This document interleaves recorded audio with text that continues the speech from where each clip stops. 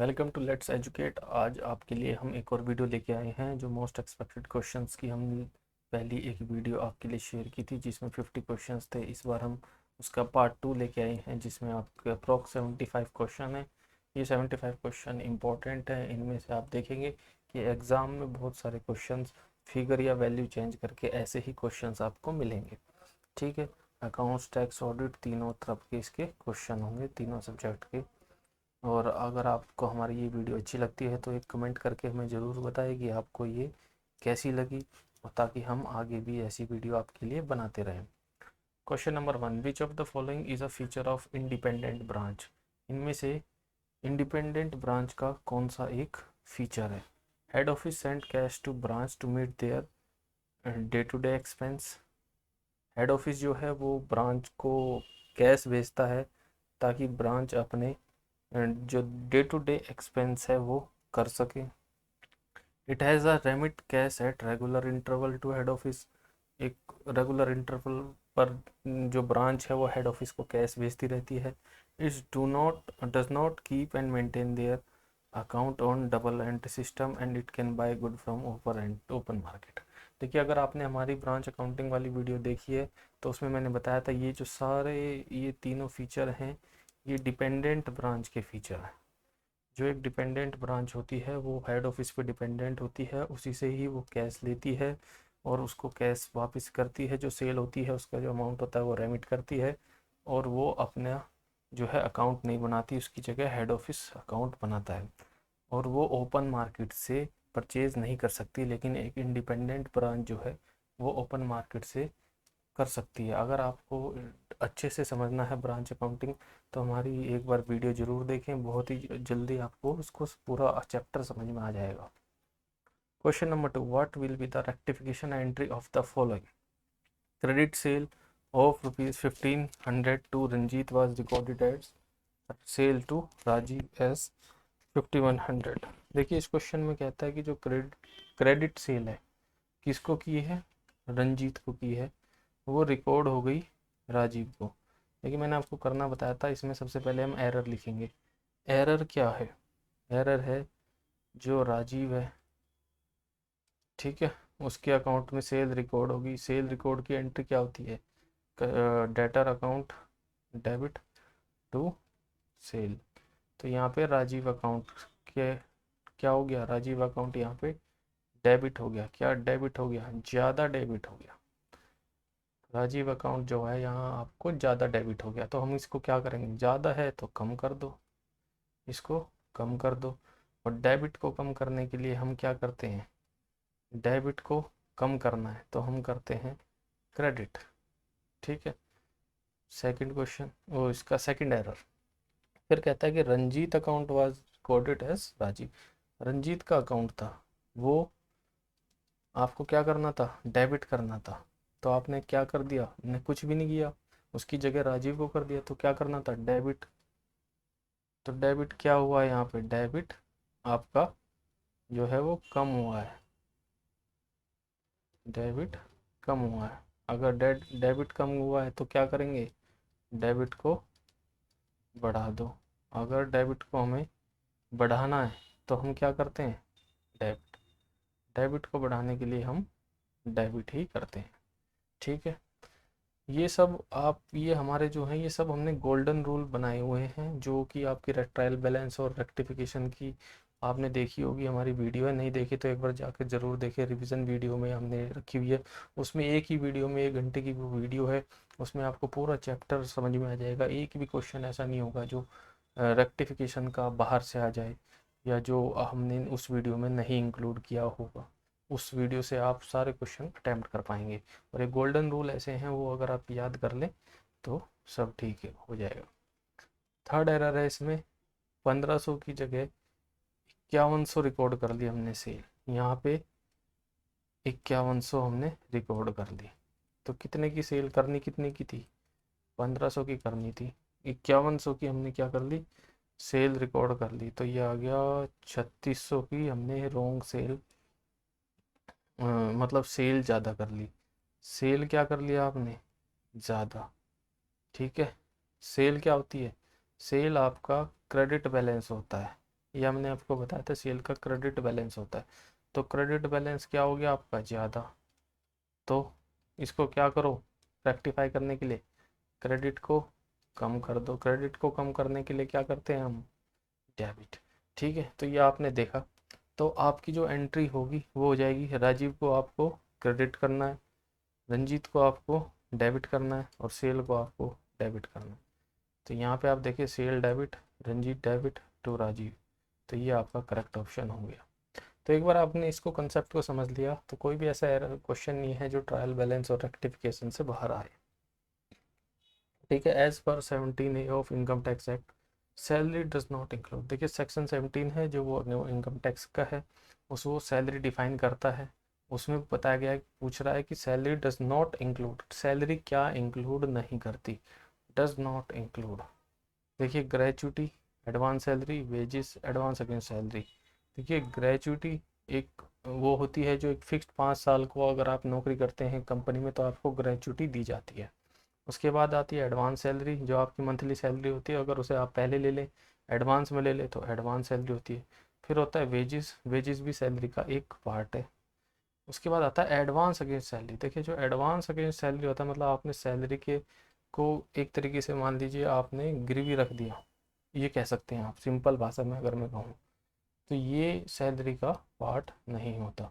तो यहाँ पे करेक्ट आंसर क्या आ जाएगा, यहाँ पे आपका जो करेक्ट आंसर है वो यहाँ पे ये सैलरी का पार्ट नहीं है, तो ये ऑप्शन डी आ जाएगा। Next question, which of the following is incorrect with respect to an income and expenditure account.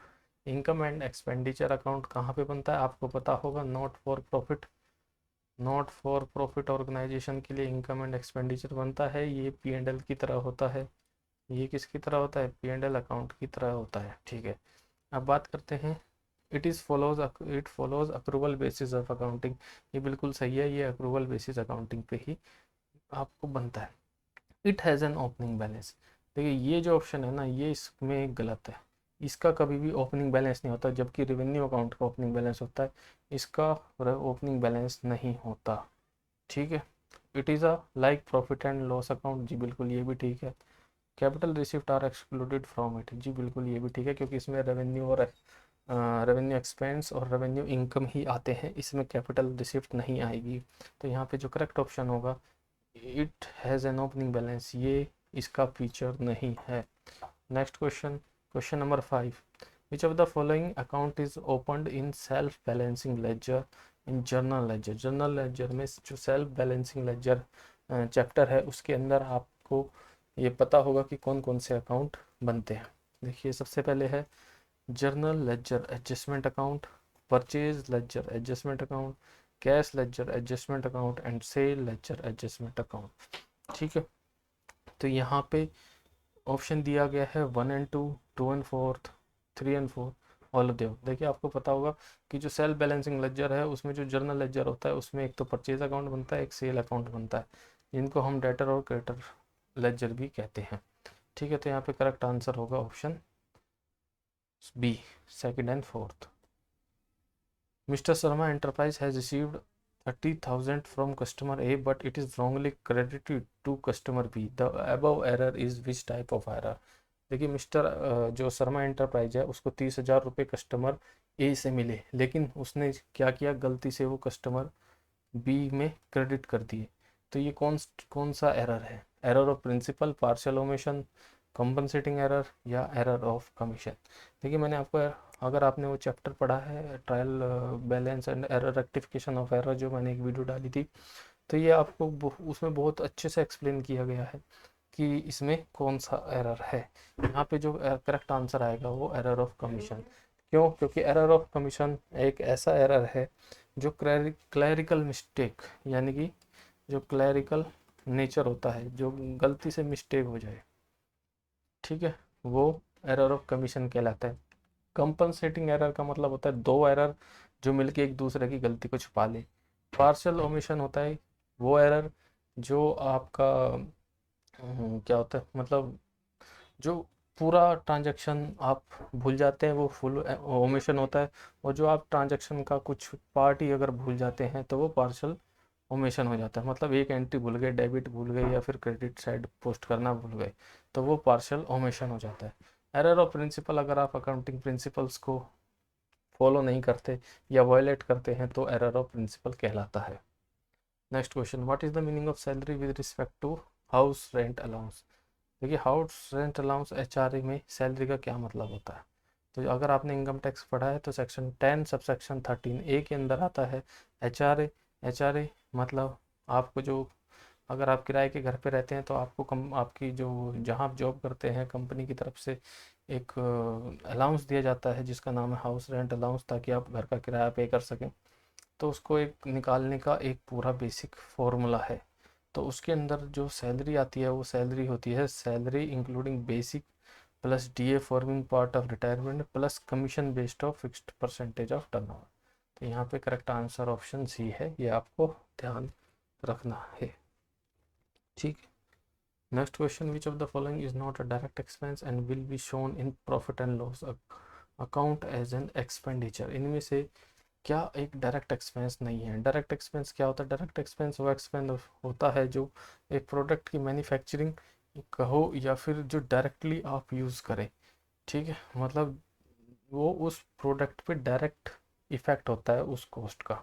ठीक है, जैसे मैन्युफैक्चरिंग एक्सपेंस एक डायरेक्ट एक्सपेंस है क्योंकि ये इसकी कॉस्ट होगी जो मैन्युफैक्चरिंग में डायरेक्ट लेबर हो गया, मटेरियल हो गया, जो उसी प्रोडक्ट बनाने के लिए खास तौर पे लगते हैं, वो मैन्युफैक्चरिंग एक्सपेंस है, इसलिए डायरेक्ट एक्सपेंस है।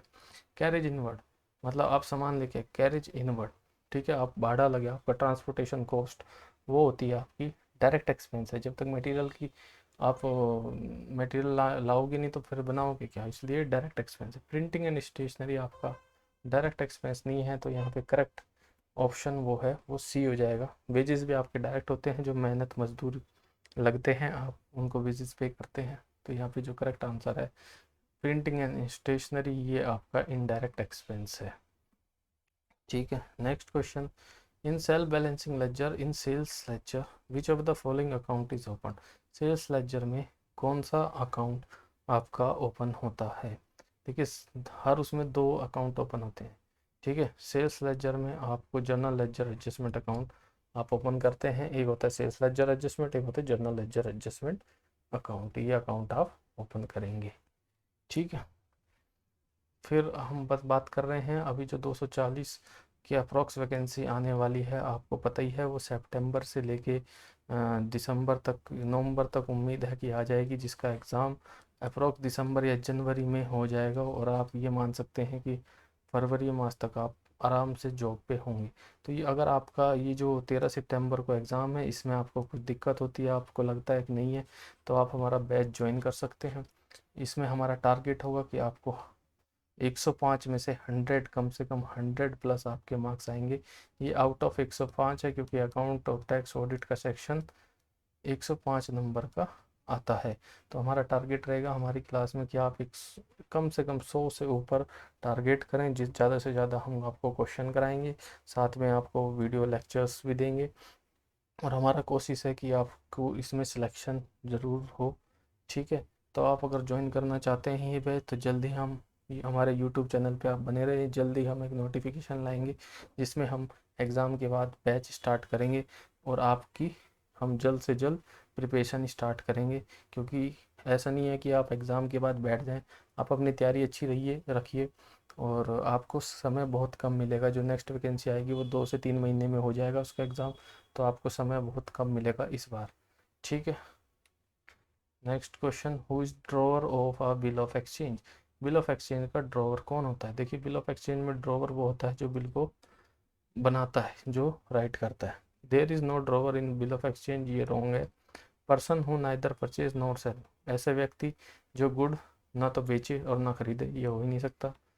पर्सन हु सेल गुड्स, जो पर्सन सामान बेचता है और जो पर्सन परचेज करता है, इसका करेक्ट आंसर है ऑप्शन सी, जो पर्सन सामान बेचता है। मैंने आपको, अगर आपने बिल ऑफ एक्सचेंज की वीडियो देखी है तो मैंने उसमें बताया था कि ये मिस्टर ए है, ये मिस्टर बी है, ये यहाँ पे सामान बेचता है गुड्स और इसके पास पैसे नहीं है, तो ये इसको क्या देता है, बिल ऑफ एक्सचेंज।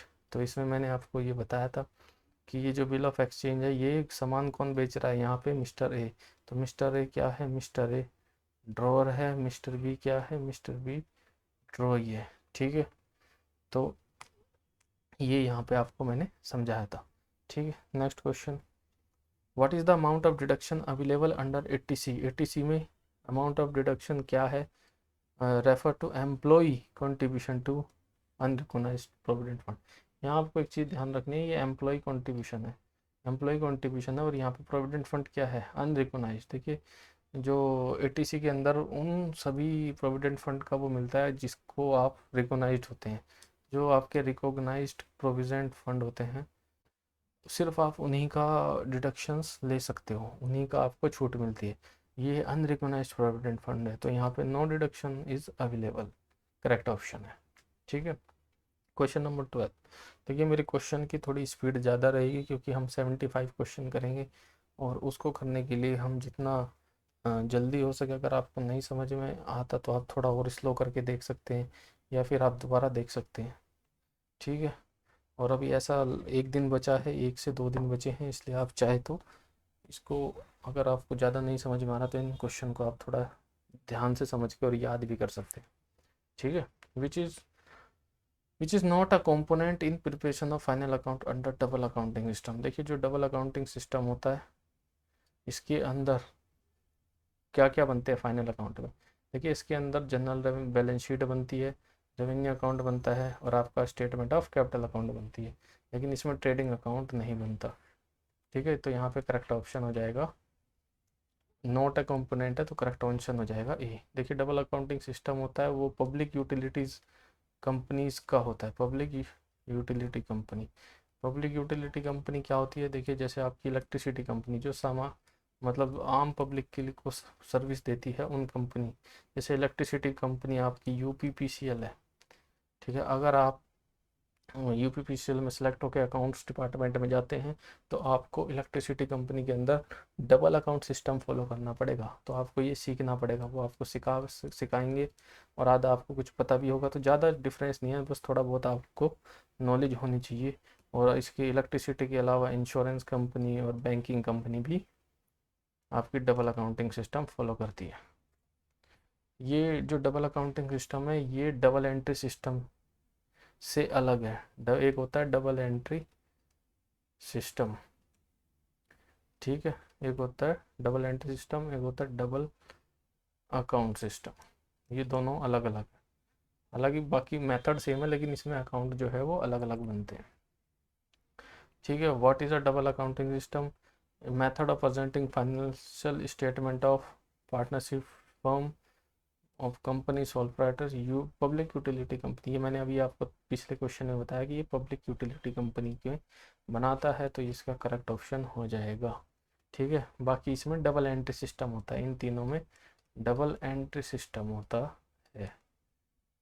ठीक है, next question, question 14, the following information. ये कल हमने ये क्वेश्चन किया था, लेकिन ये इसका ऑप्शन गलत थे, इसलिए मैं इसको आज दोबारा लेके आया हूँ। ठीक है, ये बहुत ही इंपॉर्टेंट क्वेश्चन है, ये आएगा ही आएगा। ठीक है, इसमें 2 क्वेश्चन आते हैं, मैं आपको दोनों समझाता हूँ, आपका 1 नंबर देखिए कैसे आसानी से हो जाता है आपका। Net profit before manager commission 11,000 आपका प्रॉफिट है, और manager is entitled 10% commission on net profit after charging such commission. ठीक है, यहाँ पे आपको 2 चीज़ याद रखनी है, एक चीज़ याद रखनी है, ये यहाँ पे आफ्टर है, बिफोर है। ठीक है, ये यहाँ पे आफ्टर है, लेकिन ये एक बिफोर भी आता है, कभी कभी यहाँ बिफोर आता है। अगर यहाँ आफ्टर है, क्या है, अगर यहाँ आफ्टर है, ध्यान से देखना इसको, और एक यहाँ पे बिफोर है, 1 मिनट, अगर यहाँ पे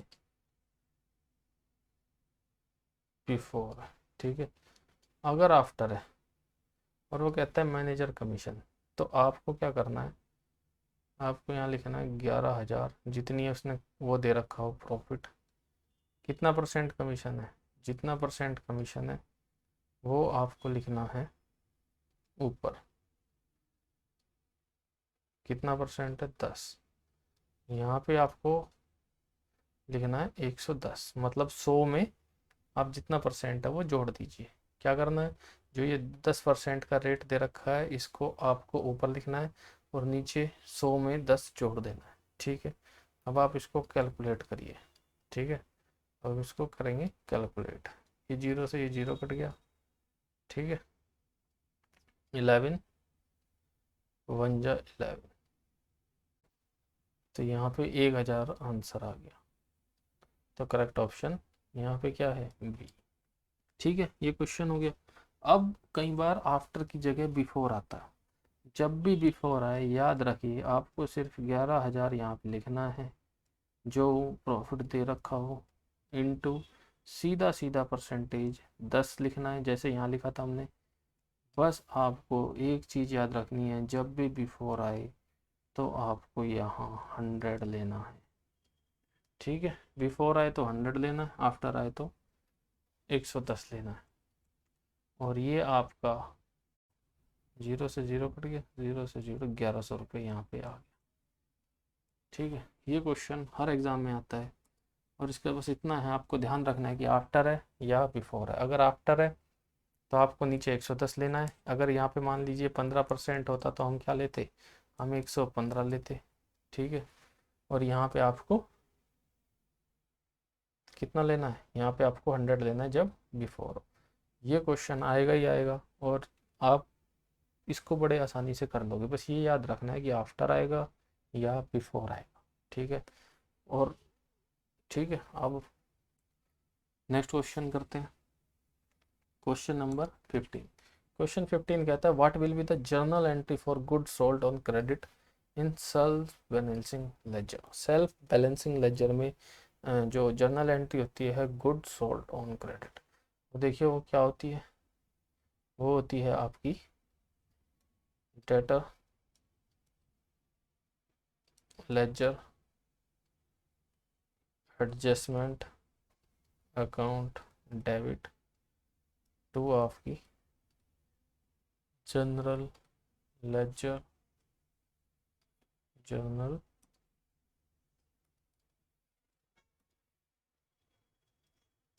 लेजर एडजस्टमेंट। ठीक है, ये आपकी क्रेडिट सेल की एंट्री होती है। तो यहाँ पे ये फिफ्थ में दे रखी है, फोर्थ आंसर में, तो ऑप्शन यहाँ पे डी हो जाएगा। ठीक है, जिन्होंने मेरे से क्लास ली है उनके लिए ये क्वेश्चन बहुत ही आसान होंगे, क्योंकि हमने बड़े अच्छे से क्लास में इसको बताया था, समझाया था, और पूरे क्वेश्चनों की हमने बहुत सारे क्वेश्चनों की प्रैक्टिस भी कराई थी। ठीक, next question number 16। From the following information with respect to Geetanjali service calculate balance as per bank column of cash book. देखिए balance as per cash book निकालना है जो बैंक कॉलम में होता है। बैलेंस एज पर पासबुक दे रखा है 18,000। बैलेंस क्या दे रखा है एज पर पासबुक, आपको 18,000 दे रखा है। फिर वो कहता है bank recorded a cash deposit of 2589 as 2589। ठीक है, बैंक ने क्या किया कि जो आपका कैश डिपॉजिट था 2589, ये कितने का डिफरेंस आ गया, ये 891234 5 इतना 9 रुपये का जो डिफरेंस था, बैंक ने क्या किया, 9 रुपये एक्स्ट्रा लिख लिया। तो बैंक ने क्या किया, 9 रुपये जो है वो एक्स्ट्रा डिपॉजिट कर लिया। तो यहाँ पे हम एक्स्ट्रा को माइनस कर देंगे, -9। ठीक है, फिर कहता है payment of cheque 550 was recorded twice in the passbook. जो पेमेंट ऑफ चेक है वो कितनी है, 550, वो 2 बार रिकॉर्ड होगी। देखिए जो पेमेंट करता है तो मतलब अगर बैंक से आप पेमेंट करते हैं आप, तो आपका बैलेंस बढ़ता है या कम होता है जब आप पेमेंट करते हैं। जब आप पेमेंट करते हैं तो आपका बैलेंस बैंक से कम हो जाता है। आप किसी को पैसे दे देते हैं तो बैलेंस कम हो गया ना। ठीक है, तो यहाँ पे क्या हो गया, payment of cheque was equal to 2 बार पेमेंट कर दिया आपने, किसी को 500 रुपये भेजे, उसकी जगह आपके 1000 रुपये कट गए, 2 बार कट चुके हैं। तो यहाँ पे 18,000, 18,000, 18,000 में 2 बार आपका डिडक्शन हो चुका है। तो आप यहाँ पे 500 रुपये ऐड कर दीजिए। ठीक है, तो ये 550 रुपये, तो ये आपको 550 रुपये यहाँ पे ऐड करने हैं। 550, तो ये हो गया 18,541। आपका correct answer option C. Next question 17, what is the maximum limit available on which no TDS is deductible in respect of winning from horse races. ठीक है, जो हॉर्स रेसेस होती हैं उसमें विनिंग वो अंडर सेक्शन 194BB में 30% race पे tax होती है आपकी। ठीक है, 30% आपकी टैक्स होती है। और ये कह रहा है कि क्या लिमिट है, देखिए जो लिमिट है वो है 10,000, 10,000 की लिमिट है। 10,000 की लिमिट तक आप पे कोई टैक्स नहीं, TDS नहीं कटेगा। 10,000 तक आप नो TDS है, और जो उसके बाद जो है वो 30% के रेट से आपका TDS डिडक्ट होगा। Next question, in branch account in debtor system opening balance of asset are. देखिए जो ब्रांच अकाउंट होती है उसमें जो डेटर सिस्टम होता है उसमें ओपनिंग बैलेंस ऑफ एसेट, ये देखिए जो ब्रांच अकाउंट है मैंने आपको पढ़ाया था ब्रांच अकाउंट में, टू ओपनिंग यहाँ पे एसेट्स आते हैं, यहाँ पे बाय लायबिलिटीज आती है। ठीक है, तो यहाँ पे डेबिट टू ब्रांच, ये डेबिट साइड है तो डेबिट टू ब्रांच अकाउंट, तो करेक्ट ऑप्शन हो गया यहाँ पे बी। ठीक है, फिर आ गया an entry, question 19, an entry of 6,500 was wrongly posted to salary account instead of machinery account. एक 6,500 की रॉन्ग पोस्टेड था salary account instead of machinery account, as salaries are to be capitalised. Salaries जो है वो हमें capitalise करनी थी। ठीक है, तो यहाँ पे क्या हो गया, ये क्या एरर है, एरर ऑफ कमीशन है, क्लरिकल एरर है, एरर ऑफ प्रिंसिपल है, एरर ऑफ कमीशन है। देखिए यहाँ पे कैपिटलाइज कर दिया इन्होंने, कैपिटलाइज की जगह क्या कर दिया, उसको एक्सपेंस डाल दिया, मतलब जो चीज़ कैपिटलाइज्ड होनी थी, ठीक है, उसको क्या डाल दिया इन्होंने, एक्सपेंस। तो ये क्या हो गया, ये आपका accounting principle, accounting principle violate हो गया है, वायलेट हो गया। और जब अकाउंटिंग प्रिंसिपल वायलेट होता है तो ऑप्शन जो एरर आता है वो आता है एरर ऑफ प्रिंसिपल। तो यहाँ पे जो करेक्ट आंसर है वो है ऑप्शन सी। ठीक है, next question, accounting equation significant, accounting equation signifies. यहाँ पे हम देखते हैं अकाउंटिंग इक्वेशन क्या होती है। देखिए कैपिटल इक्वल टू एसेट्स, जी नहीं। Liabilities of business are equal to assets, नहीं नहीं।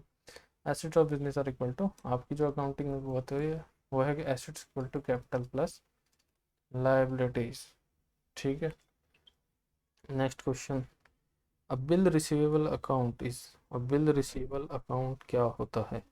देखिए a bill receivable account is an asset, bill receivable, bill receivable मतलब जो हमें पैसे मिलेंगे, बिल रिसीवेबल क्या होता है, वो आपका होता है एसेट अकाउंट। ठीक है, next question, bill of exchange is drawn by, bill of exchange वो कौन बनाता है। देखिए मैंने आपको पहले एग्जांपल में सेम क्वेश्चन आया था, वो एक ड्रॉअर बनाता है, और ड्रॉअर को हम क्या कहते हैं, क्रेडिटर। तो यहाँ पे करेक्ट ऑप्शन डी हो जाएगा। ठीक,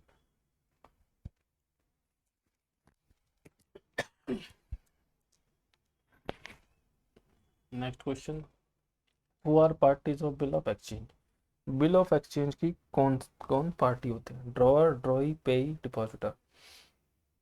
देखिए अगर आपने बिल ऑफ एक्सचेंज पढ़ा है तो उसमें तीन पार्टी होती हैं आपकी, ड्रॉई और ड्रॉअर, ड्रॉई और पे। तो यहाँ पे करेक्ट ऑप्शन हो जाएगा option C.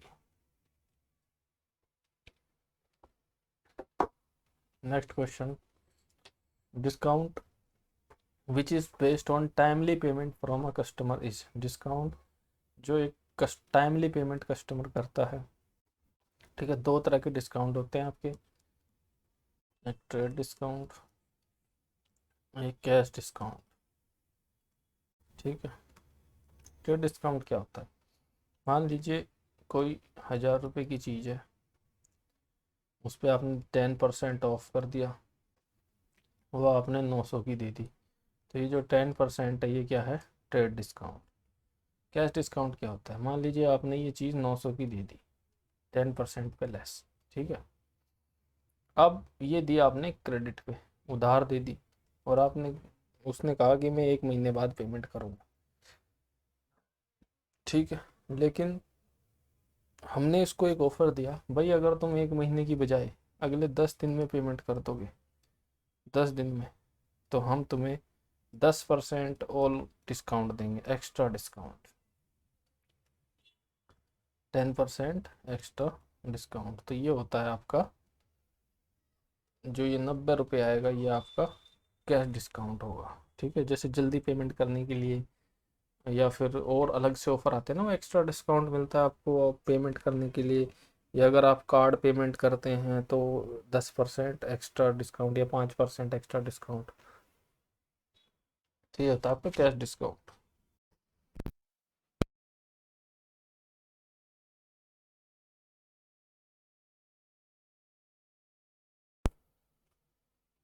Next, the business is liable to the proprietor of business in respect of capital introduced by the person.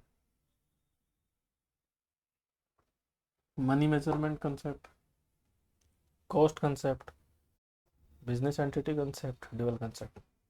देखिए कहता है कि जो बिजनेस है वो लायबल होता है प्रोप्राइटर को, मतलब जो आपकी कैपिटल होती है वो लायबिलिटी साइड होती है।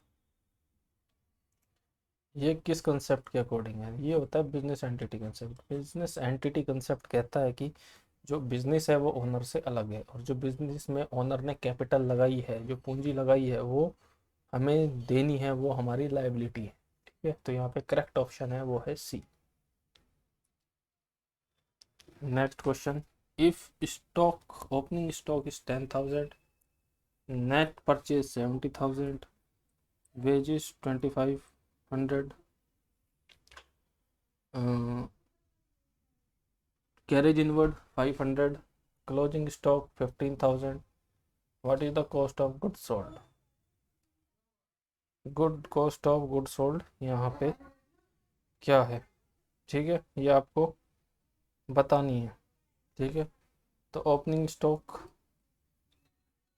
कॉस्ट ऑफ गुड सोल्ड क्या होती है?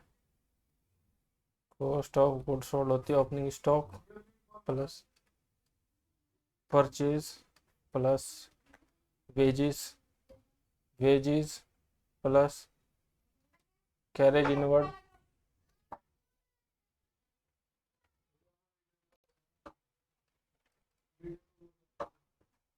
Carriage inward minus closing stock. Opening plus purchase plus wages plus carriage inward minus closing stock, ठीक है। Opening 10,000 plus 70,000 plus 2,500 plus 500 minus 15,000। तो यहाँ पे जो करेक्ट ऑप्शन आ जाएगा वो आपका आएगा 70, 80, 80 और 25, 3, 83, और उसमें से 15 गए 68।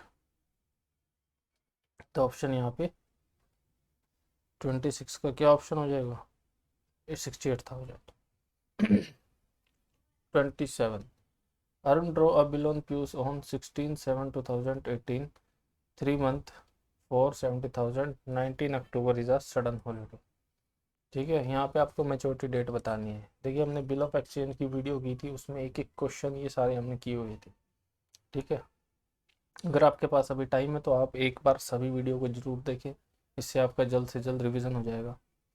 देखिए जो डेट है वो बिल ऑफ उसकी है वो है 16/7/2018, ठीक है, 2018। ये 3 महीने के लिए है। तो हमने आपको बताया था कि जब भी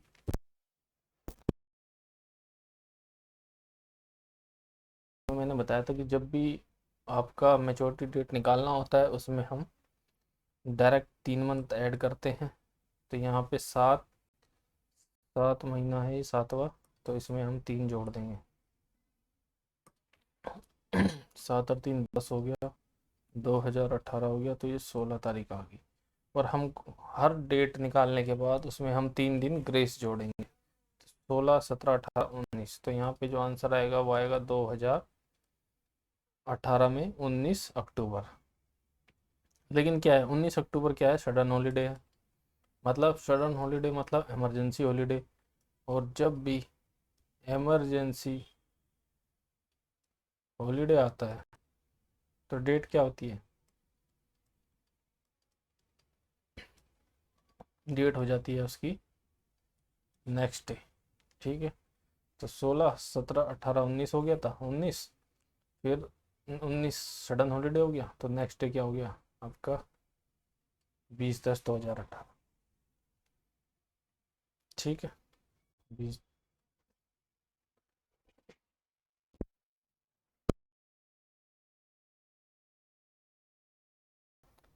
अब नेक्स्ट क्वेश्चन देखते हैं, question number 28। Find the due date of bill of exchange. फिर एक और क्वेश्चन आया, 9 दिसंबर पेबल आफ्टर 45 डेज। ये भी जबरदस्त क्वेश्चन है। ठीक है, 9 दिसंबर बिल था 2021। जब भी आपको मैंने बताया था जब भी डेज में आए तो हमेशा आपको काउंट करना है। तो 9 दिसंबर से आप काउंट कीजिए, 45 डेज इसमें ऐड कीजिए, तो ये आएगा आपका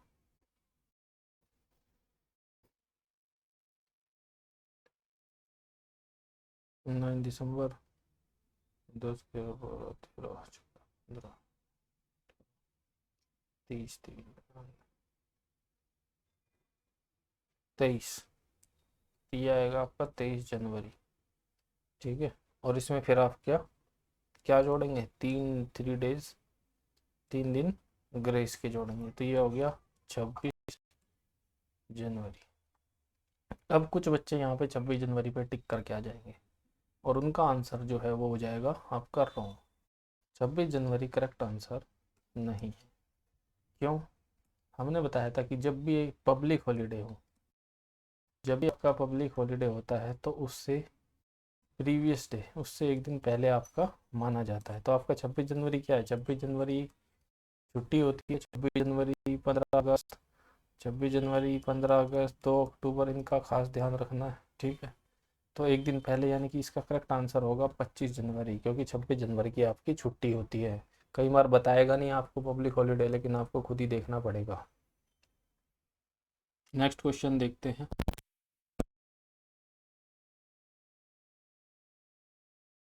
draw a bill on Suresh on 1/3/2017 for 2 months for 10,000 after site. After site का मतलब क्या होता है, मतलब डेट ऑफ एक्सेप्टेंस से हमें काउंट करना है। डेट ऑफ एक्सेप्टेंस से, ये मैंने बहुत अच्छे से कंसेप्ट समझाया हुआ है रिवीजन वीडियो में, और जो हमारी रेगुलर क्लास होती है उसमें तो बहुत ही आराम से हमने बहुत सारे एग्जाम्पल के साथ इसको कराया है। तो यहाँ पे क्या डेट है, 1 मार्च, 1 मार्च नहीं लेंगे। डेट ऑफ एक्सेप्टेंस है 6/3/2017, तो हम यहाँ से 6/3/17 से चलेंगे। कितना, 2 महीना, 6/5/17, ये आपकी आ गई ड्यू डेट, और इसमें हम जोड़ेंगे 3 दिन, तो 6, 7, 8, 9, 5, 17, तो ये आपकी आ गई मेच्योरिटी डेट। तो यहाँ पे करेक्ट ऑप्शन हो जाएगा 9 मई। याद रखना है जब भी आफ्टर साइट हो तो हमें डेट ऑफ एक्सेप्टेंस से स्टार्ट करना है।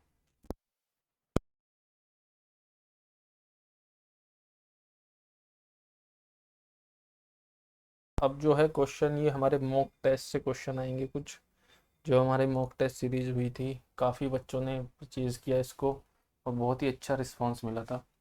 तो उस मॉक टेस्ट सीरीज से हमने टाइप करने की बजाय डायरेक्ट हमने स्क्रीनशॉट यहाँ पे रखे हुए हैं।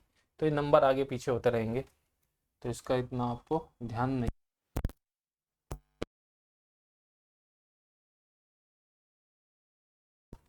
The account showing the disposal of profit is called. जो अकाउंट डिस्पोजल ऑफ प्रॉफिट करता है वो क्या कहलाता है, आपका P&L appropriation.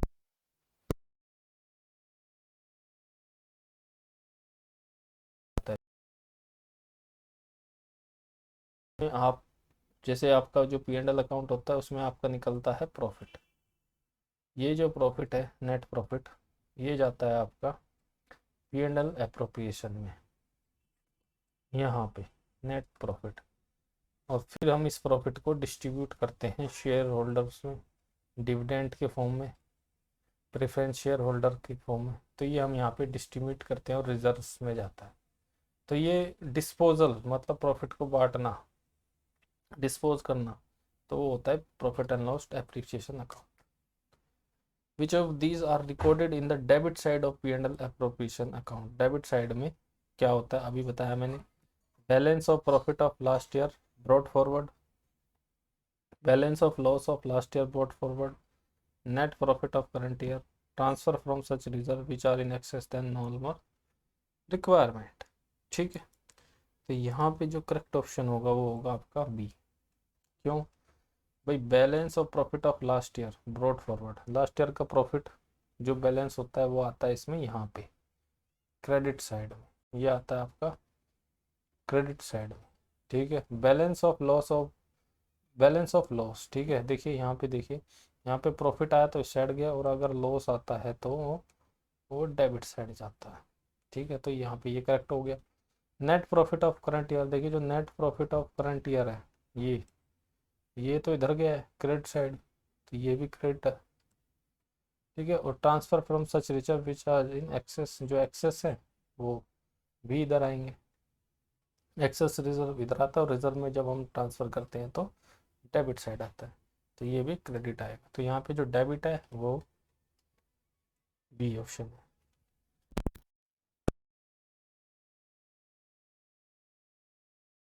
According to which concept the same method of accounting is followed year after year. किस कंसेप्ट के अकॉर्डिंग हर साल एक ही मेथड फॉलो होता है, हर साल, वो होता है कंसिस्टेंसी। कंसिस्टेंसी अगर आप डिक्शनरी में मीनिंग देखें तो इसका मतलब भी लगातार होता है, लगातार आपको सेम मेथड फॉलो करना है, वो कंसिस्टेंट होगा, ताकि हम हर साल प्रीवियस ईयर से अपना जो बैलेंस है वो हम कंपेयर कर सकें।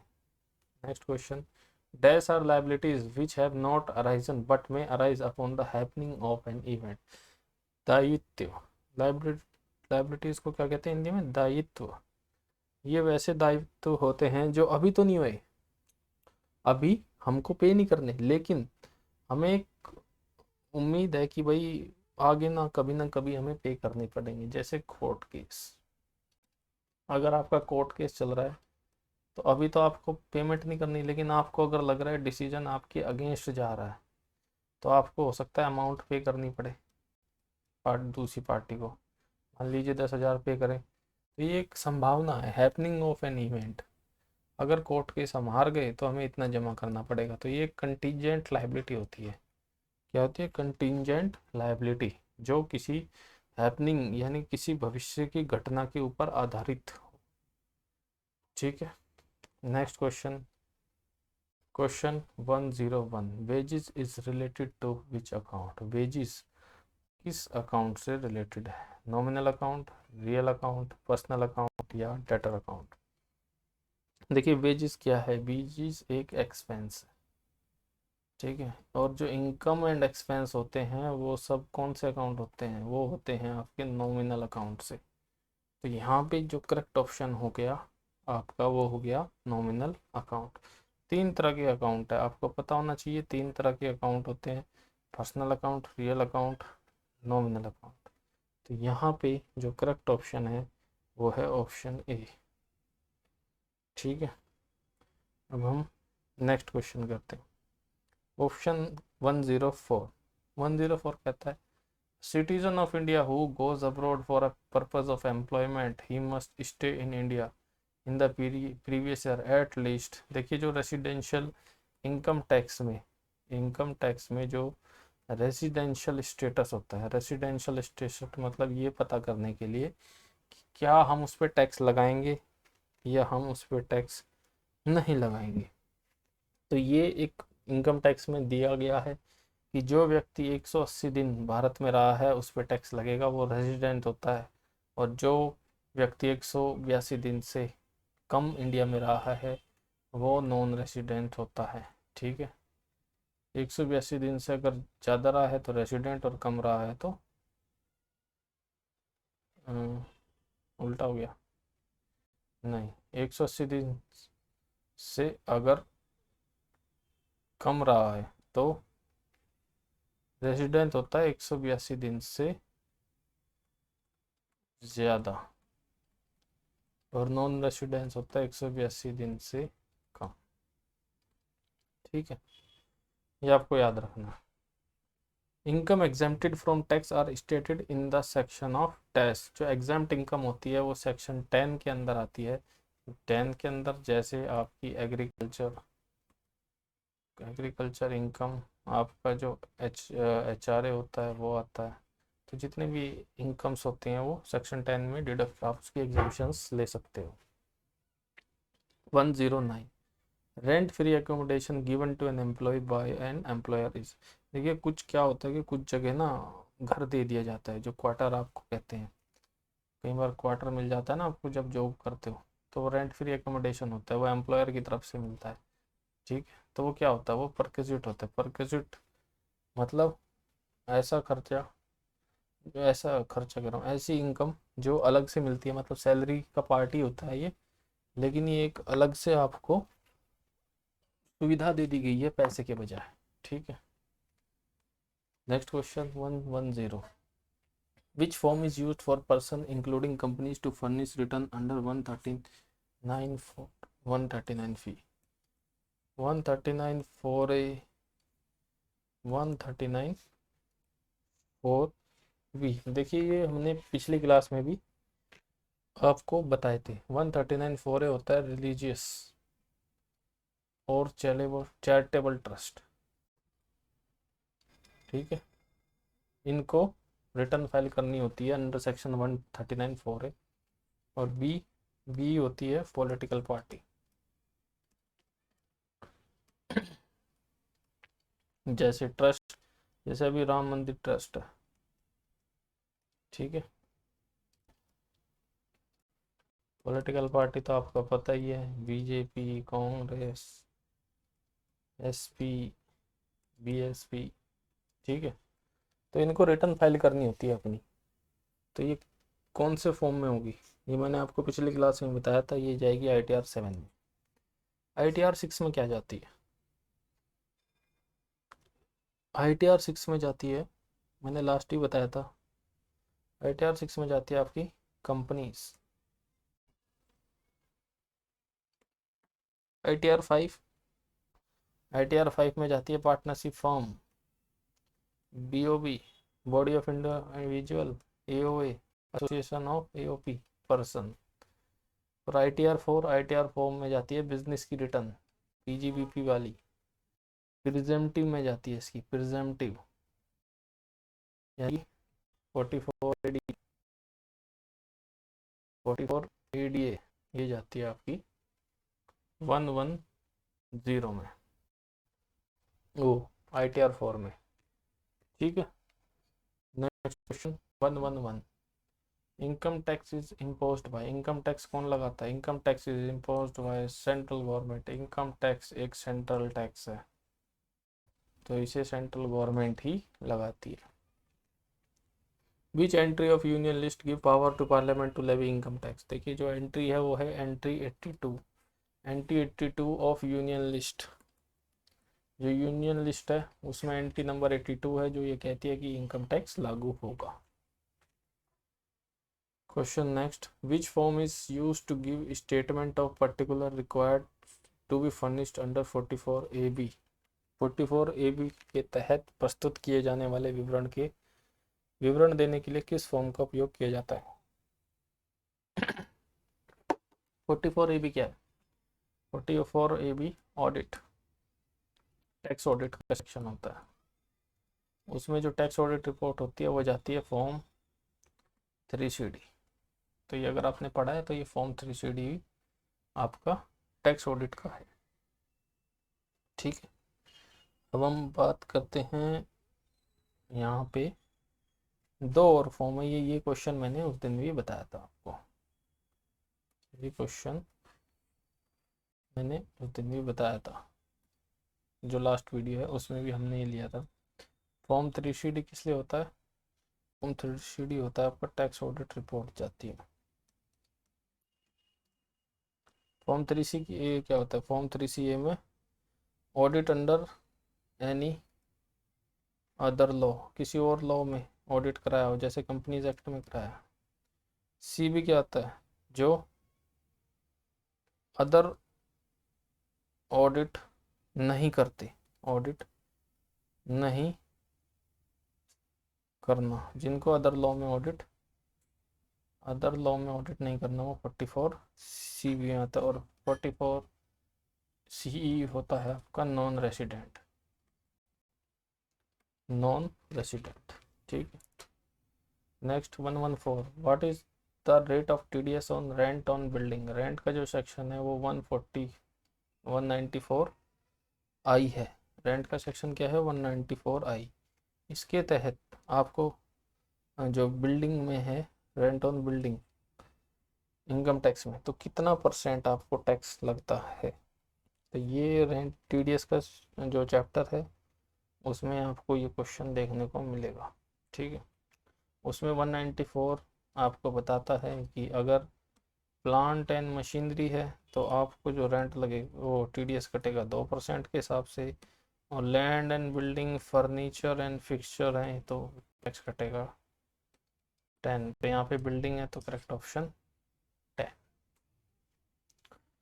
विच of the following is not required while vouching cash sales. देखिए जब हम कैश सेल को वाउच करते हैं, मतलब जब अगर हम कैश सेल जो है उसको चेक करेंगे, उसकी चेकिंग कर रहे हैं, उसका ऑडिट कर रहे हैं, ठीक है, तो हमें ये बताना है कि भाई क्या चीज़ हम उसमें नहीं देखेंगे।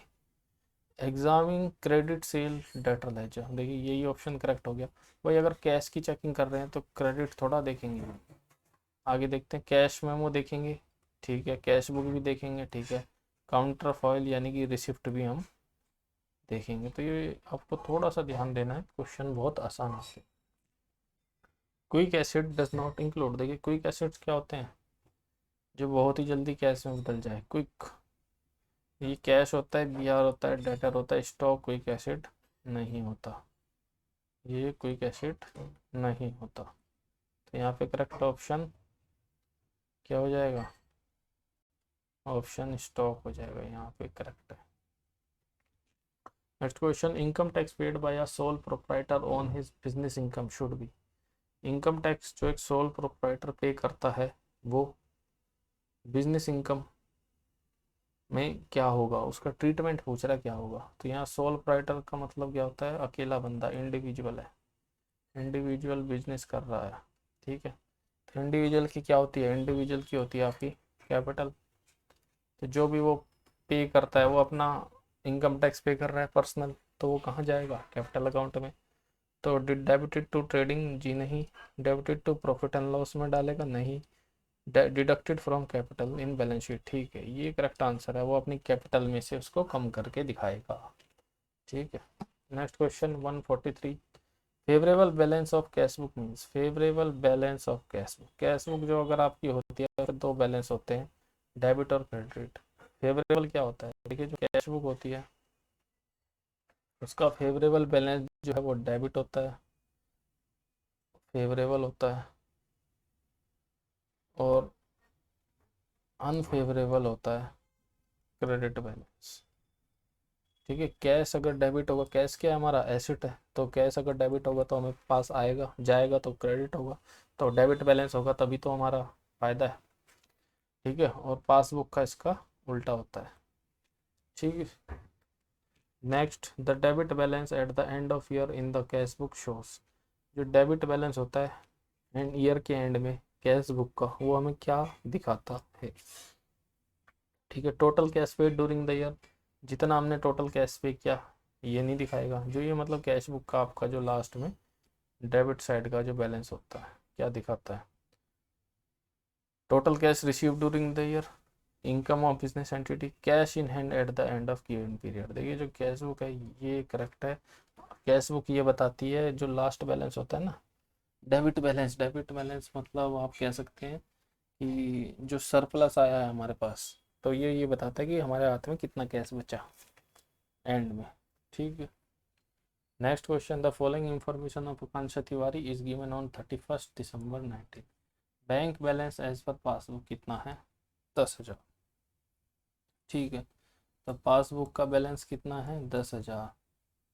फिर कहते हैं dividend of 2000 was collected by bank but was entered in the cash book as 2000। कह रहा कि जो बैंक का डिविडेंड था वो 2000 रुपये आया, बट हमने क्या कर दिया, कैश बुक को गलती से 200 रुपये लिख दिया। 2000 का क्या कर दिया हमने, 200 रुपये यहाँ पे कर दिया है। ठीक है, तो what is the cash book balance, what is the cash book bank.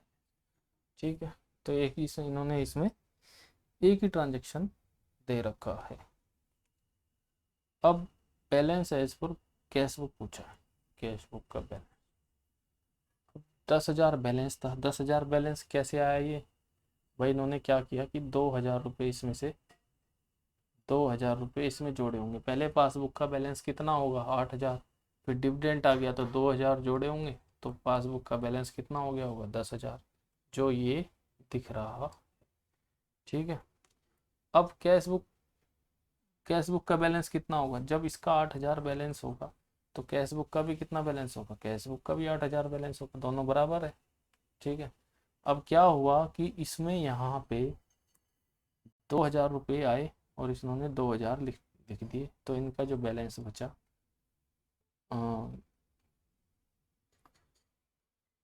हाँ 8,000 थे, 2,000 जोड़ दिए तो 10 हो गए।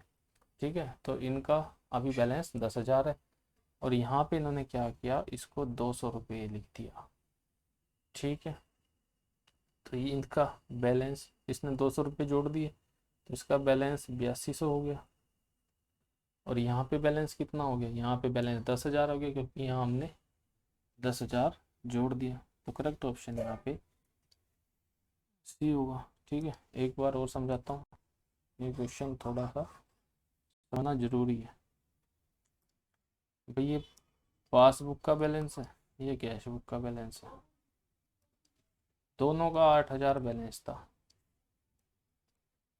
ठीक है, अब वो कह रहा है कि 2,000 रुपये आए डिविडेंड, बैंक में हमने 2,000 लिख दिए, इसमें हमने 200 लिख दिए, इसका बैलेंस हो गया 10,000, इसका बैलेंस हो गया 200। ये है, सिंपल भाषा में देख लो। तो अगर बैंक का बैलेंस पासबुक में 10,000 है तो कैश बुक में 8,200 होगा। बड़ा सिंपल सा है। ठीक है, नेक्स्ट कहता है the term error in context of audit, और एरर जो है वो क्या होता है, unintentional error, clerical error, error of commission, error of commission. तो यहाँ पे ऑल ऑप्शन आर करेक्ट, क्योंकि ये सभी एरर होते हैं। ठीक है, अगर अनइंटेंशनल एरर का मतलब होता है कि आपसे जानबूझ के नहीं किया आपने, ये जो एरर है ये गलती से हो गया, ये अनइंटेंशनल। इंटेंशनल होता है जानबूझ के, तो ये भी एक एरर होता है। क्लैरिकल एरर, अकाउंटेंट से गलती हो गई। एरर ऑफ कमीशन, वही क्लैरिकल सेम ही है ये दोनों। एरर ऑफ ओमिशन, भूल गए। तो ये सभी एरर के पार्ट है।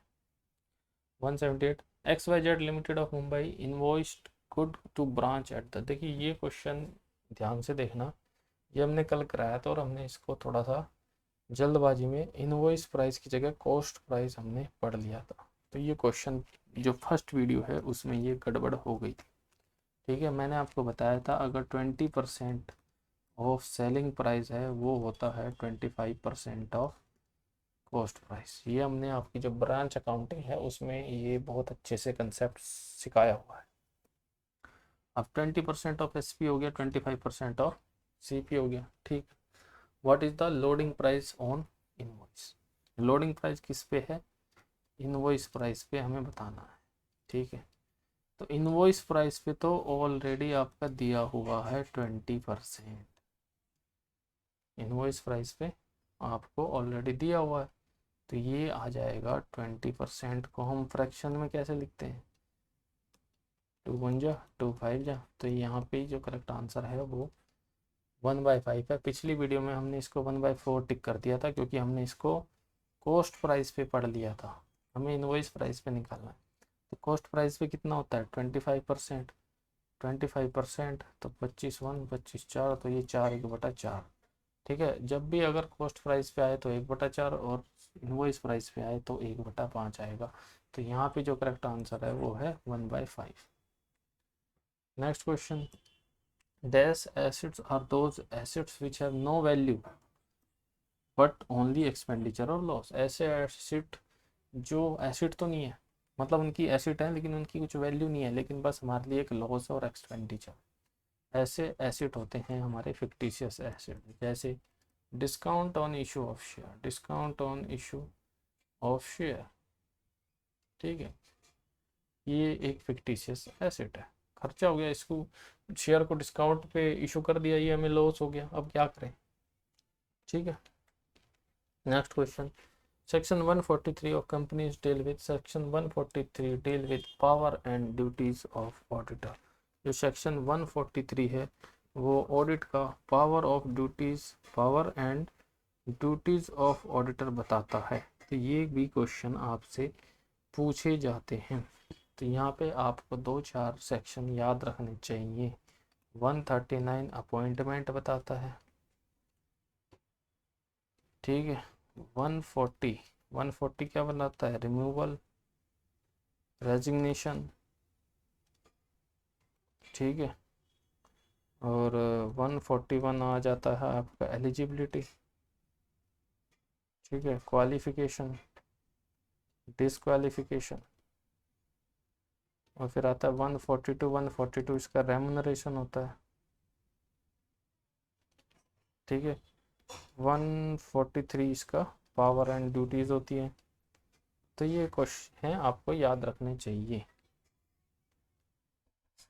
Next 52, provides that in case of government company or any other company owned or controlled by government, the state government, the first auditor, government company के केस में first auditor जो है वो कैग अपॉइंट करता है, controller and auditor general of India, और other company के case में बोर्ड ऑफ डायरेक्टर करते हैं, ठीक है, ये आपको याद रखना है। Which of the following person is qualified to be company auditor, कौन कंपनी ऑडिटर बन सकता है, ये बन सकता है प्रैक्टिसिंग चार्टेड अकाउंटेंट, एक ऑडिटर बन सकता है।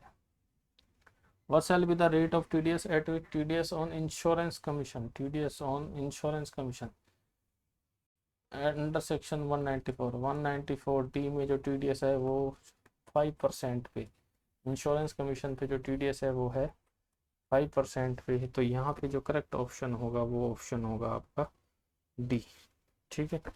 Next question 71, TDS on payment made to Lara West Indies cricketer by newspaper for contribution to article. देखिए जो नॉन रेसिडेंट होते हैं जैसे क्रिकेटर हुए, ये कई बार इंडिया में खेलने आते हैं, मैच के साथ साथ ये इंटरव्यू दे देते हैं, क्या देते हैं, इंटरव्यू, और इस इंटरव्यू के लिए ये पैसे लेते हैं। तो ये जो पैसे लेते हैं उस पर TDS काटना होता है। जो TDS कटेगा वो कटेगा 20.8% से।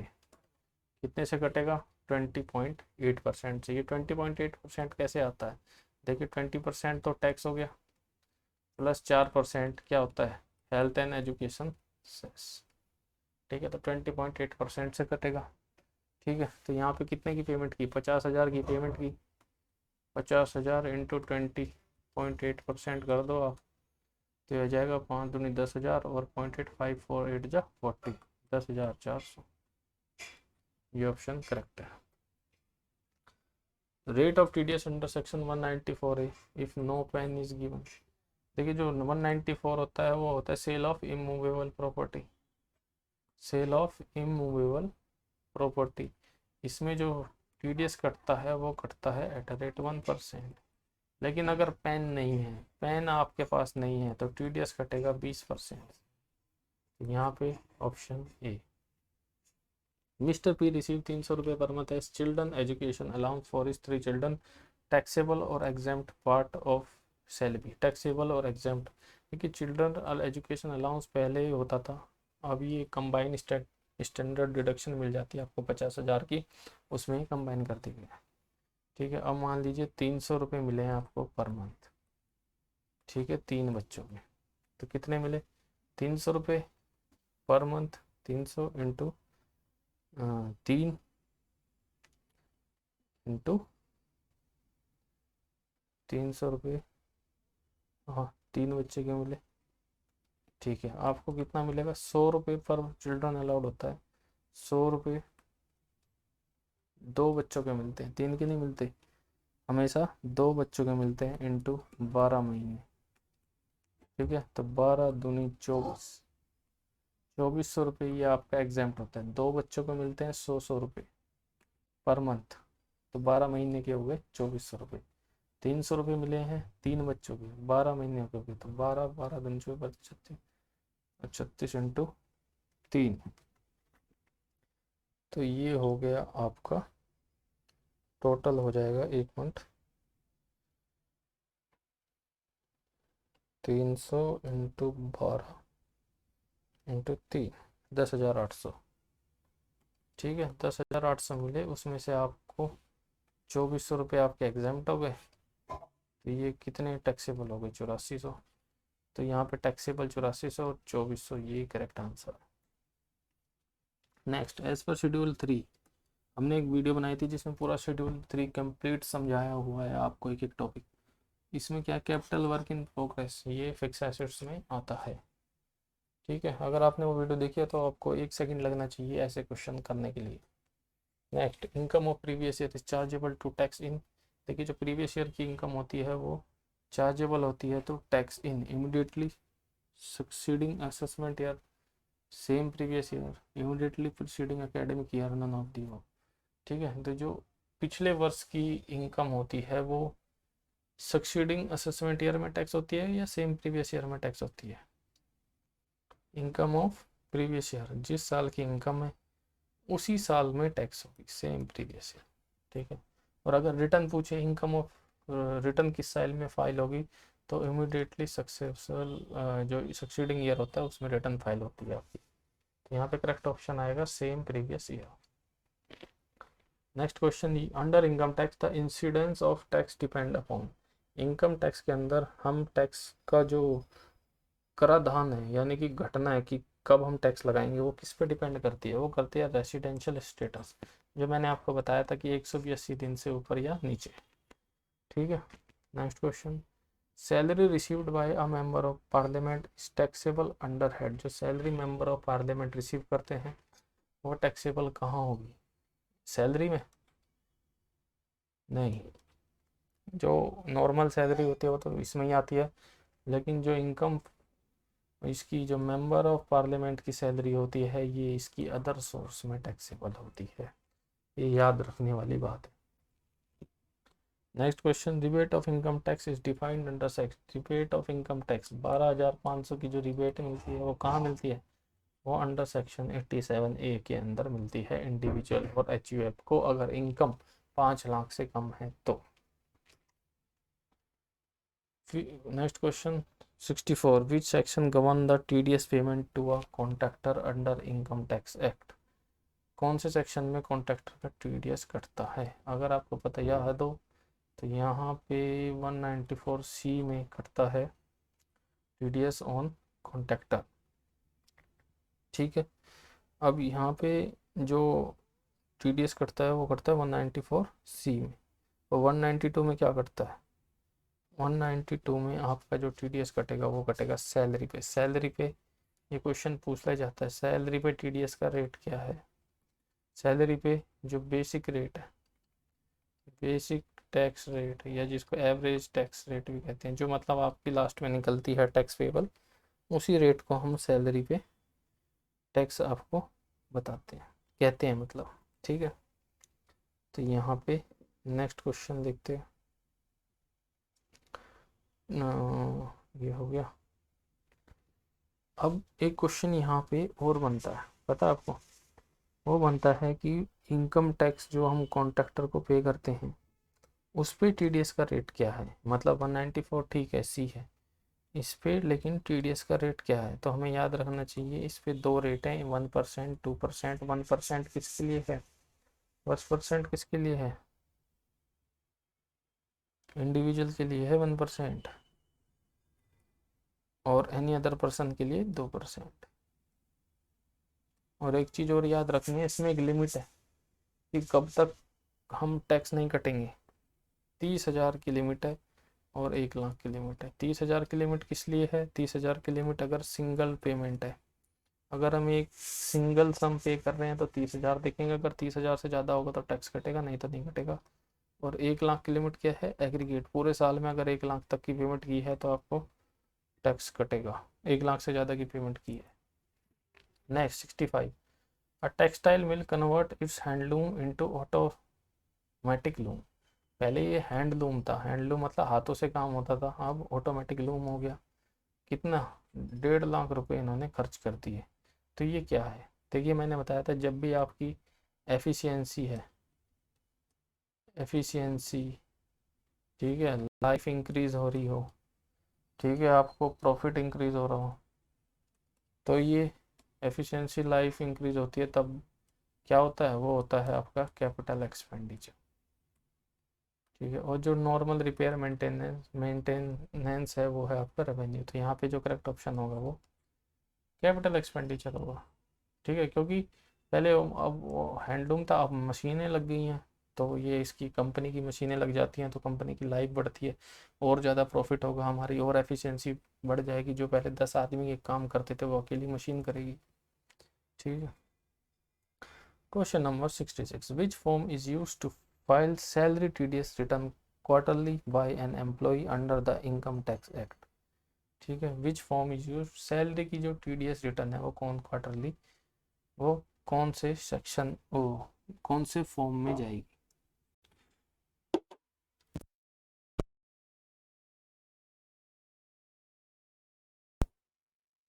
सैलरी की रिटर्न, अगर आपने TDS का चैप्टर पढ़ा है तो उसमें अलग से लिखा आता है कि किस में TDS की रिटर्न जाएगी। वो जाती है 24Q। 24Q में जो रिटर्न जाती है वो जाती है TDS ऑन सैलरी। जो सैलरी की रिटर्न जाती है वो जाती है 24Q में, याद रखिए। 26QB, 26QB में जाती है सेल ऑफ प्रॉपर्टी। अगर आपने प्रॉपर्टी बेची है कोई तो उसकी रिटर्न आपको TDS काट के जमा करनी होती है 26Q में। फिर एक आता है 26QC, सी होती है रेंट की। अगर आपने रेंट पे किया है, आपको मतलब रेंट आपने पे किया तो आपको एक रिटर्न भेजनी पड़ेगी 26QC में, ठीक है। और 26AS में ये इसमें रिटर्न नहीं जाती, इसका समरी होती है। इसमें पूरे साल में आपका कितना TDS कटा उसकी एक समरी होती है, ठीक। और बच गया कोई 26Q में कुछ नहीं होता, ये इसका इस मेन सेक्शन है। 27Q होता है एक। 27 जितनी भी आपने पेमेंट नॉन रेसिडेंट को में की है उनकी TDS रिटर्न जाती है 27Q में। तो 27Q non resident, 26QB property, QC rent, और 24Q TDS, ठीक है। ये आपको याद रखना है। यहाँ पे मैं आपको एक दो चीज़ और बताना चाहूँगा जो आपको याद रखना। ये मिटा रहा हूँ, उसको बैक करके लिख लेना। वो है फॉर्म 16, फॉर्म 16, फॉर्म 16 है, फॉर्म 16B, फॉर्म 16C, ठीक है। फॉर्म 16 किसके लिए होता है? सैलरी। फॉर्म 16 किसके होता है? Non salary. Form 16B sale of property, और 16C रेंट, ठीक है। ये आपको याद रखना है। ये पूछ लेता है कि फॉर्म 60 सैलरी के लिए कौन सा फॉर्म होता है, नॉन सैलरी के लिए क्या होता है, सेल ऑफ प्रॉपर्टी रेंट के लिए क्या होता है। तो ये फॉर्म 16 है, 16B है। ये सारे आपको फॉर्म 16 आपने देखा भी होगा सैलरी में अगर मिलती है आपको तो। Next question, which of the following option is not a feature of double account system. एक और क्वेश्चन है, ये इनमें से कौन सा डबल अकाउंट सिस्टम का फीचर नहीं है। Net revenue account is prepared instead of P&L account, ये करेक्ट है। इसमें हम P&L एप्रोप्रिएशन अकाउंट नहीं बनाते, उसकी जगह हम नेट रेवेन्यू अकाउंट बनाते हैं। उसके बाद आता है current assets are shown in journal balance sheet, current assets are shown in journal asset, ठीक है। और depreciation is deducted from concerned asset. और रेवेन्यू अकाउंट इज प्रिपेयर्ड, ये भी सही है, revenue account is prepared instead of profit and loss account, ठीक है। उसके बाद आता है इन दोनों में से एक है, current asset are shown in journal balance sheet और depreciation is deducted from concerned asset. यहाँ पे जो करेक्ट आंसर होगा वो depreciation is deducted from current asset और current asset are shown in journal balance sheet, ठीक है। जो इसमें 3 अकाउंट बनते हैं, मैं आपको बताता हूँ इसको पूरा।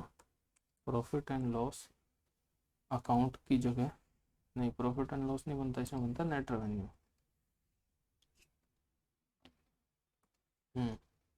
इसमें बनता है रेवेन्यू अकाउंट, रेवेन्यू अकाउंट, ठीक है। ये होता है इनका P&L की तरह, ठीक है। उसके बाद जो दूसरा बनता है वो बनता है आपका ये नेट रेवेन्यू अकाउंट, ठीक है। उसके बाद जो थर्ड बनती है आपकी वो बनती है statement of capital account, statement of capital account. और लास्ट जो बनती है आपकी वो बनती है आपकी बैलेंस शीट, ठीक है। ये आपके 4 तरीके के अकाउंट इसमें बनते हैं। तो यहाँ पे चौथी आपकी बैलेंस शीट बन गई। तो यहाँ पे इसने पूछा है not a feature of double accounting system network, तो यहाँ पे जो करेक्ट आंसर हो जाएगा वो ये हो जाएगा, क्योंकि करंट एसेट यहाँ पे स्टेटमेंट ऑफ कैपिटल उसमें दिखाए जाते हैं।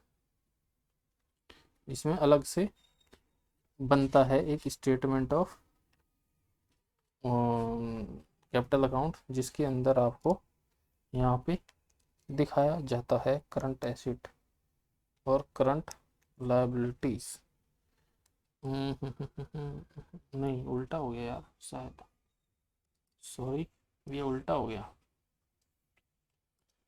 ये यहाँ पे जो स्टेटमेंट ऑफ कैपिटल बनती है ना, ये बनती है आपकी फिक्स एसेट्स और फिक्स लायबिलिटी की, और जो बैलेंस शीट होती है वो बनती है आपकी करंट लायबिलिटी और करंट एसेट्स। ये यहाँ पे आपको ध्यान रखना, इधर करंट लायबिलिटी एसेट आते हैं, लेकिन यहाँ पे स्टेटमेंट ऑफ कैपिटल में यहाँ पे फिक्स एसेट्स आएंगे। तो यहाँ पे करेक्ट ऑप्शन जो है वो बी नहीं सी हो जाएगा, depreciation is deducted from concern asset, ठीक है। डेप्रिसिएशन हम इसमें से रिड्यूस नहीं करते हैं, ठीक है। तो यहाँ पे ये ऑप्शन करेक्ट है, current asset are shown in general balance sheet. Current asset general balance sheet में दिखाए जाते हैं और स्टेटमेंट इसमें दिखाई जाती है। Next, how many days are given for bill of exchange. Bill of exchange के लिए आपको पता ही है 3 मिलते हैं ग्रेस के।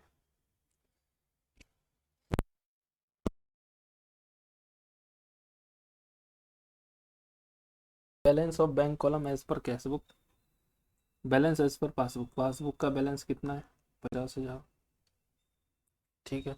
कहता है withdrawal of column passbook is under cast by 3, under cast by 300। Withdrawal column of passbook, under cast क्या होता है? अंडर कास्ट का मतलब आपको पता होना चाहिए। ये अंडर कास्ट और ओवर कास्ट आपसे कभी भी पूछे जा सकते हैं, ठीक है। अब यहाँ पे पूछा है कि अंडर कास्ट क्या होता है। देखिए, पासबुक का बैलेंस जो है वो था आपका 50,000। Withdrawal column of passbook is under cast, मतलब पासबुक जो है वो 300 रुपये से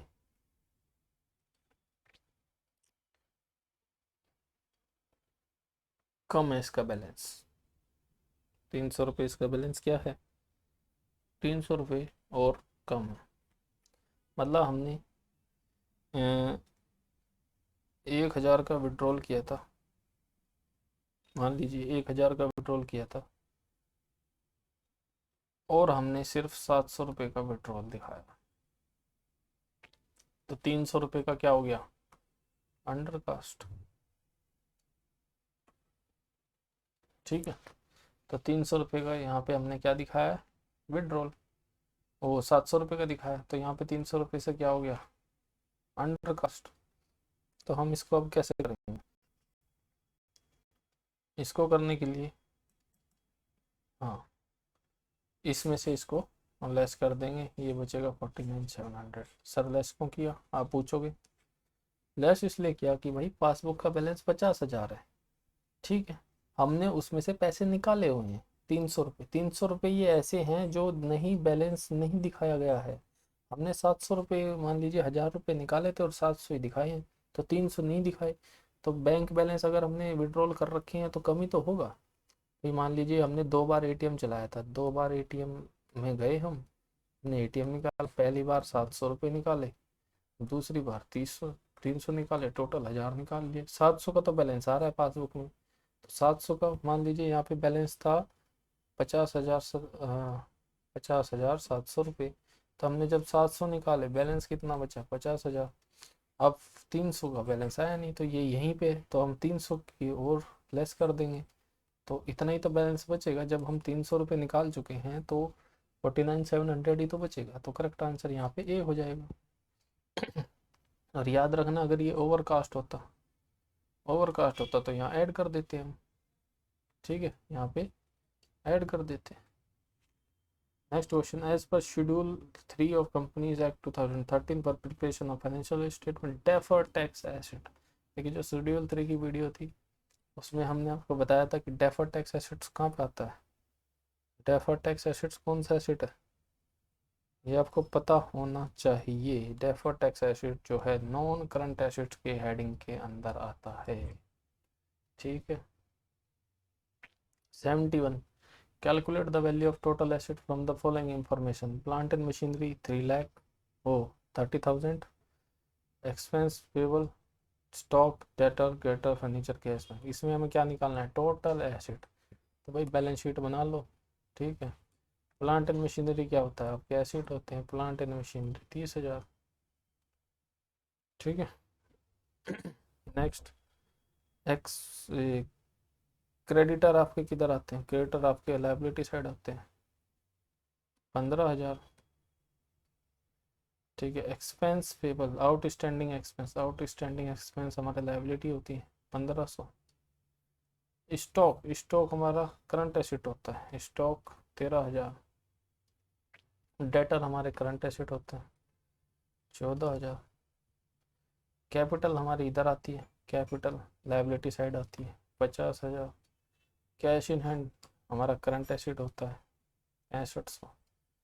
फर्नीचर एंड फिक्सचर हमारा करंट एसेट होता है, ठीक है। 1 2 3 4 5 6 7 8, 8 ही तो हैं, हाँ।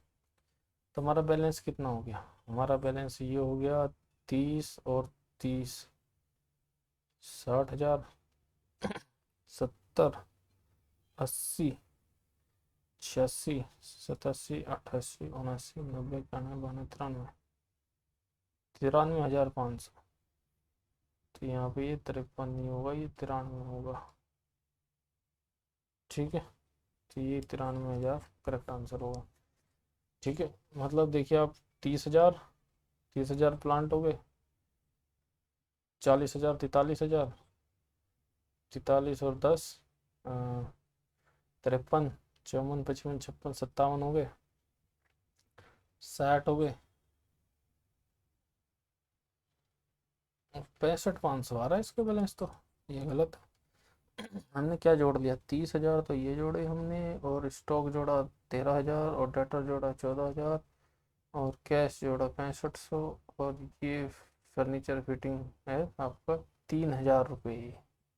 ये हमने यहाँ गलती कर दी, ये 3,000 रुपये, 30,000 नहीं है ये। तो ये आप भी ध्यान रखना।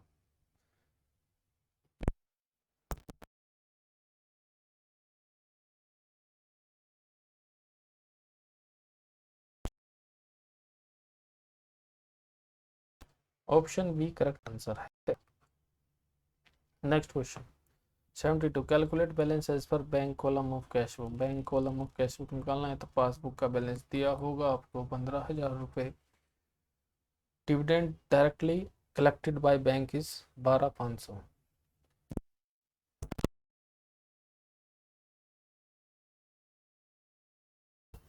डिविडेंड डायरेक्टली कलेक्टेड बाय, वो है 12,500। अगर बैंक ने डायरेक्टली डिविडेंड कलेक्ट किया तो कैश बुक में नहीं चढ़ा होगा।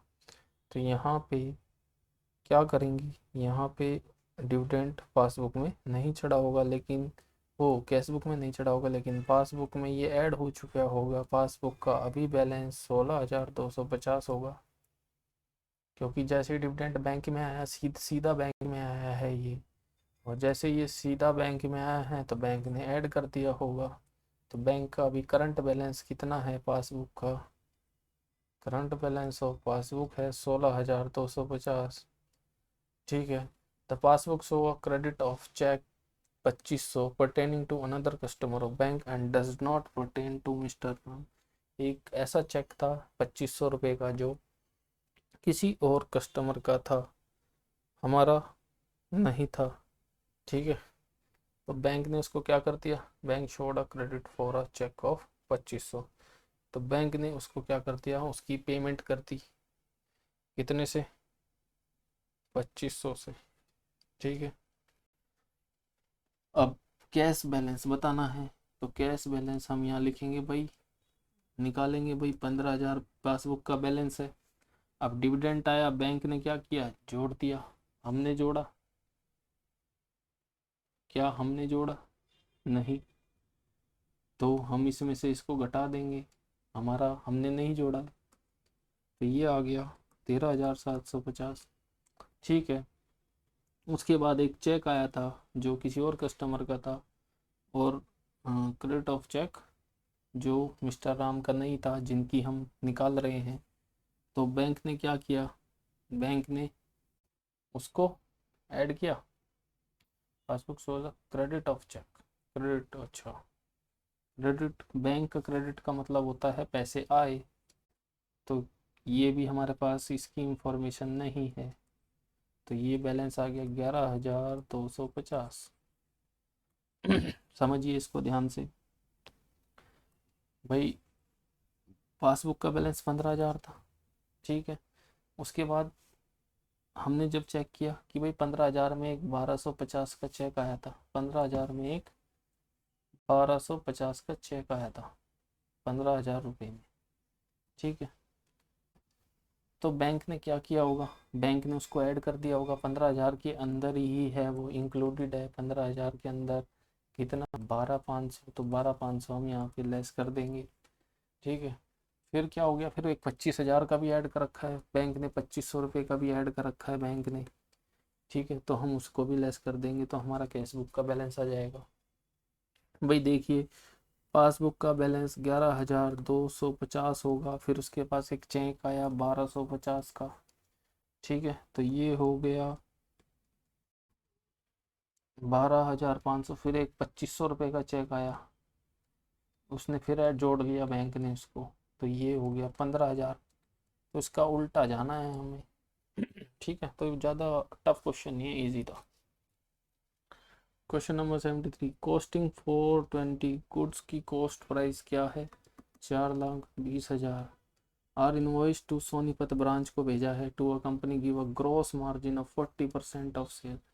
ग्रॉस मार्जिन यानी कि क्या होता है, प्रॉफिट, प्रॉफिट कितना है 40%, 40% किसका, of selling price, 40% of selling price. आपको पता है selling price equal to cost price plus profit. ठीक है। आपका सेलिंग प्रॉफिट कितना है 40%, 40% किसका है, 40% सेलिंग प्राइस का है, तो सेलिंग 100 हो गया। वो जिसका परसेंट होता है 40, उसको तो 100 करेंगे ना। तो ये 40% हो गया, ये 100% हो गया, तो ये कितना बचा, ये 60% हो गया। तो कॉस्ट प्राइस कितना है, कॉस्ट प्राइस कितना है, कॉस्ट प्राइस 60 है। तो क्या दिया हुआ है, कॉस्ट प्राइस दिया है 4,20,000, तो यहाँ पे 4,20,000 डिवाइडेड बाय 60%। ठीक है। 60, 4,20,000 60 इंटू 100 कर देंगे, ये जीरो से ये जीरो कट गई, 6 7 जा 42, तो ये आ गया 7 लाख का बेचा 4,20,000 का। Correct answer option B.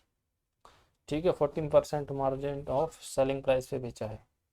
Next 74, when does the dishonour of bill exchange take place. Dishonour कब होता है? बिल ऑफ एक्सचेंज डिसऑनर तब होता है जब उसकी पेमेंट ना हो। तो पेमेंट कौन करेगा? पेमेंट मैंने बताया था, ये मिस्टर ए है, ये मिस्टर बी है। मिस्टर ए ने मिस्टर बी को गुड्स दिए और इसको पेमेंट करनी थी, तो इसने बी आर दिया। मिस्टर ए ड्रोवर होता है और मिस्टर बी ड्रॉई होता है। तो पेमेंट किसे करनी है? ड्रॉई को करनी है। तो when drawee refuse to make payment, गलत। When payee refuse to make payment, नहीं। When drawee refuse to make payment, तो ये आपका करेक्ट ऑप्शन हो जाएगा, व्हेन राइटर। ठीक है। What is the rate of TDS on rent of machinery under section 194 है? मैंने ये बताया था, जब भी प्लांट इन मशीनरी आता है तो कितना परसेंट हो जाता है? 1%, 2%? अभी तो बताया था मैंने, 2%। और जब फर्नीचर एंड फिटिंग हो, लैंड एंड बिल्डिंग हो, तो 10%। तो यहाँ पे करेक्ट ऑप्शन भी हो जाएगा। तो ठीक है, अभी एक ज़रूरी सूचना मैं आपको देना चाहूँगा। सबसे पहले तो आपको कमेंट करना है, लाइक करना है, शेयर करना है। ठीक है, ज़्यादा से ज़्यादा दूसरे लोगों को हमारे चैनल से जोड़ना है। ठीक है। दूसरा, जो अकाउंट असिस्टेंट का है वो 13 सितंबर को एग्ज़ाम हो जाएगा। तो ये लोग फ्री ना बैठें, तैयारी करते रहें, क्योंकि नई वैकेंसी आने वाली है ऐसे, और ये 3 से 4 महीने के अंदर वैकेंसी कंप्लीट हो जाएगी, तो आपको ज़्यादा टाइम नहीं मिलेगा। उसके बाद जो अकाउंट क्लर्क हैं, वो जो अकाउंट क्लर्क का एग्ज़ाम दे रहे हैं वो हमारे चैनल से जुड़े रहें। उनका एग्ज़ाम सितंबर में होगा या अक्टूबर फर्स्ट वीक में होगा। उनके लिए हम 2 चीज़ लाते रहेंगे। सबसे पहले अकाउंट्स की वीडियो आती रहेंगी, अकाउंट्स के एमसीक्यू की हम प्रैक्टिस करवाएंगे आपको। ठीक है, इसमें हम कोशिश करेंगे आपको चैप्टर वाइज आपको दे सकें, ताकि आपका सिलेक्शन हो जाए। सेकंड है, हम आपके लिए लाएंगे कंप्यूटर सी लेवल की, CCC लेवल की एमसीक्यू की वीडियो। ठीक है, तो आप हमारे साथ जुड़े रहिए और ज़्यादा से ज़्यादा शेयर कीजिए। ठीक है, थैंक यू।